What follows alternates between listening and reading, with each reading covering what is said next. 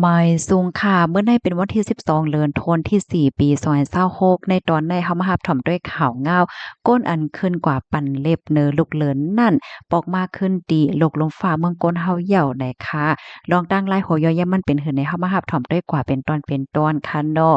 ลวงโต้งหนึ่งอัฐมิตร2ไหนค่ะได้เลยว่าสร้างปื้นนามหมายปันมนุษย์สากลเฮาก็ว่าหลายเฮ็ดจังได๋คะนะย้อนก็บ่ว่าข่าวตั้งในปอกกำไดได้ก็ได้เลยว่า อ่องหมานเหยี่ยวตัวหลีงามกว่านะคะ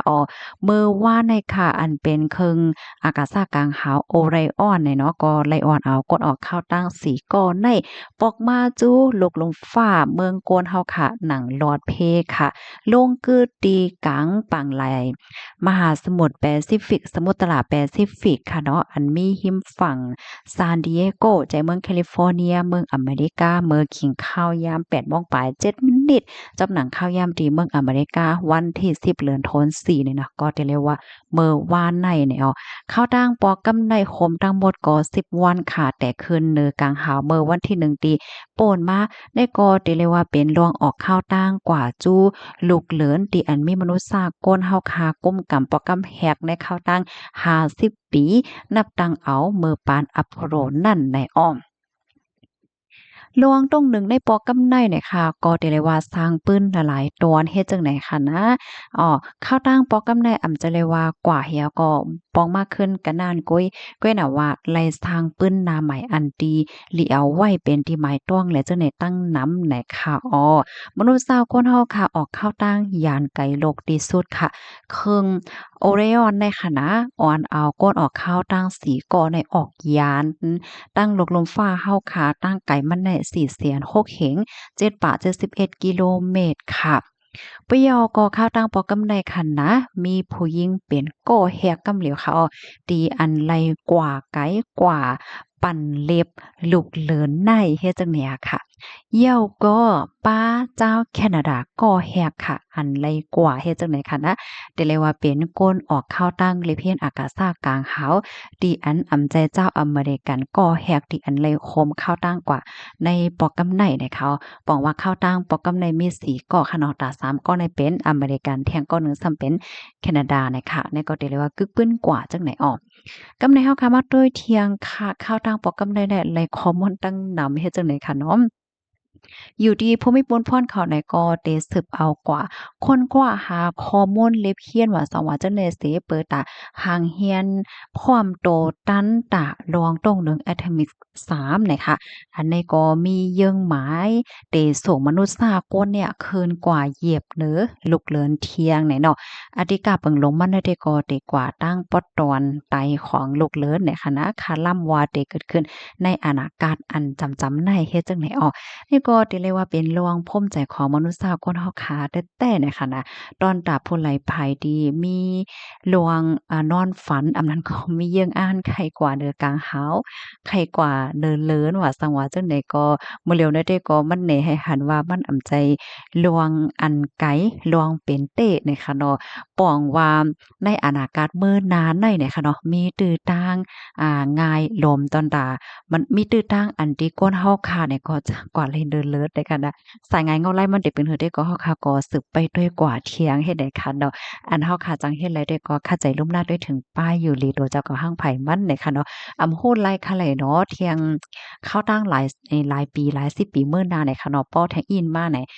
มื้อเหลียวได้มีเคิงเลยเพี้ยนอันนั้นอันไหนเคิงอันนั้นอันไหนต่างก้นกว่าแหลเนอเลินเนอลาวาไหนก็อยู่เคเตจังมีตื้อตั้งกว่าเนี่ยค่ะเนาะ อันนั้นได้ก็อบโอ้กันเย้าหยอกกันค่ะเนาะพี่น้องเฮาค่ะพี่น้องค่ะลูกจ่องมีกลางใจแค่กว่าด้วยค่ะถามว่ามีตื้อต่างเฮ็ดจั่งใดเนาะค่ะลองได้ก็ได้เรียกว่าเป็นลองที่ตื่นตาตื่นใจเด้ๆค่ะเนาะปะยอก็ข้าวตังปอกำได้ก็อ่องหมันยอดโตหลีงามกว่าค่ะฝ่ายหนึ่งก็ในโลกลมฟ้านะเด้ก็มีลองเคียงแข่งกันค่ะเนาะปางตึกปอดวันออกกลางนั่นเฮ็ดจั่งใดนะสายงานเงาลายแต่สิเป็นเฮ็ดความโคปางตึกแด่เป็นตั้งพอตอนป่นก้อยกะว่า มันตึกเคิกตอกลองอยู่สร้างกินเศร้าของก้นหลายตีนั่นน่ะเนาะเพราะว่าน้ำมันมีรองกับกินเนี่ยก็มันก็ตึกเคิกป้าหลายอันจังไหนนะ มื้อวานเนี่ยค่ะข้าวเฮาเนี่ยก็เลยต้วยค่ะเนาะเปิ้นไลฟ์เฟซเนี่ยค่ะนะข้าวใส่หม้อหอมก็อะโลยต้วยเตต้วยว่าหนังเก่าเนี่ยค่ะเนาะมันตื่นตาตื่นใจลีนะคะอันเครื่องเลยเพชรอากาศซ่ากลางเฮาในค่ะนะมื้อมันเตเคินได้ก็มันเตมีเปิ้นฮ้องว่าเคิงจื้อมันว่าหือก็ว่าอะโนไฟเนี่ยย่อเนาะกำใต้เฮาค่ะได้ฮ้องว่าในค่ะนะคืนให้มันกว่าไว้ๆแล้วก็คืนกว่าสูงๆเฮ็ดจั่งใดค่ะเพราะว่ากำโลงน่ะมื้อเตมันเขาก็มีความถามว่าเฮียงแลหั้นมาลงในน้ำปังหลายแหน่ ย้อนก็เพราะว่าอันเป็นเคิงอากาศากะเฮานั้นมันไวแรงหนาอาลาคารุเนาะมันก็ตกพาดไหน้ำเฮ็ดจั่งเนี่ยเมื่อมันหลุดตกลงมาที่เคิงหนูไฟนั่นค่ะนะแล้วมันก็ได้มีอันเป็นจวงในค่ะนะกีออกมาเฮ็ดจั่งใดกำแล้วอะเพราะว่ากีออกมาเนี่ยก็ลงมาก็ตกให้น้ำปุ้มเนี่ยก็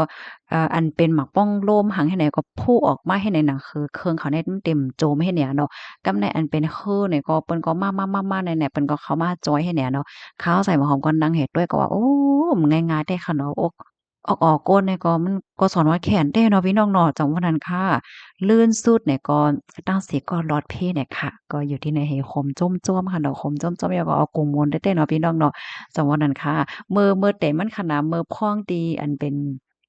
เคิงอันที่เขาอยู่ตั้งในมันขนาดหลุดตกออกมาน่ะอะโลยใจเนี่ยตื่นไปใจค่ะเนาะได้เป็นฮือเป็นห่าได้แหน่โฮ้มใจค่ะรุ่นสุดก็ลอดเพเลยค่ะเนาะ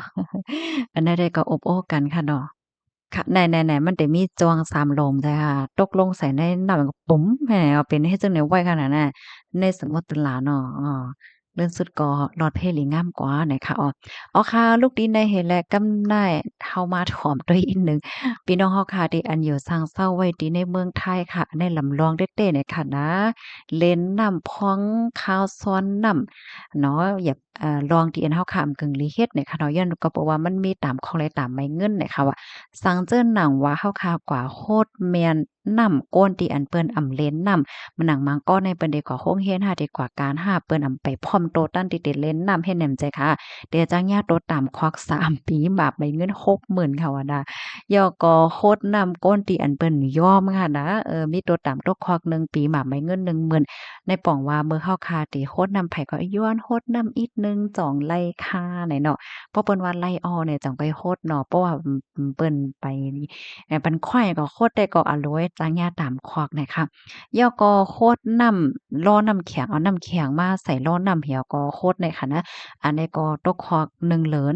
ไหมเงิน10,000นะคะ แล้วก็จ่ายกองซิดน้ำอันที่มันแห้งๆเนี่ยค่ะเนี่ยก็ตกคอกสูงถึง6เหริญปรับไม่เงินถึง10,000ในอ้อมกับในป่าแป้งเอาพองแป้งเนี่ยค่ะนะเอามาตามาถูให้เปิ้นเลยที่เปิ้นยอมแล้วก็มีตื้อต่างจากตกคอกสูงถึง10ปีโอ้โฮใน10ปีก่อนค่ะนะหมับไม่เงินหมักไม่เงินสูงถึง200,000เนี่ยค่ะแล้วก็แทงคอหนึ่งค่ะกว่าเตอร์กว่าต้าวกว่ายิบกว่ากำยาเปิ้นค่ะควัก10ปีค่ะโอ้โฮ หมับใบเงิน200,000บาทเนี่ยค่ะมาแทงคอหนึ่งค่ะนุ่งเสื้อผ้าเสื้อโคปิดๆป๊อดๆโป๋ยค่ะเนาะอันนี้ก็หมับใบเงินถึง5,000 บาทแล้วแทงตัวหนึ่งเปิดเพลงความเสียงหลังตกคอกหนึ่งเลินหมับใบเงิน2,000 บาทเนี่ยค่ะเนาะเพราะว่ามาด้วยตอนนั้นได้ก็แลบเตเป็นรองใหญ่ค่ะแน่เนาะพี่น้องค่ะก็ย้อนให้กูก็สติห่างไผห่างมันค่ะเนาะเมื่อเหลียวในเงินก็หาหยาบเนี่ยค่ะนะมันก็ได้ว่าโอ้จ่องเปิ้นเฮาได้ก็ตึงล้านเอาตั้งพี่เลย จึงที่ว่านั่นน่ะกาปานมาเหลียวในมันเงินก็หายากหนังปอมังไหลในฟางไว้ในหลีเหลือเสเปิ้นเหย้าในคันเนาะค่ะไม่ทรงค่า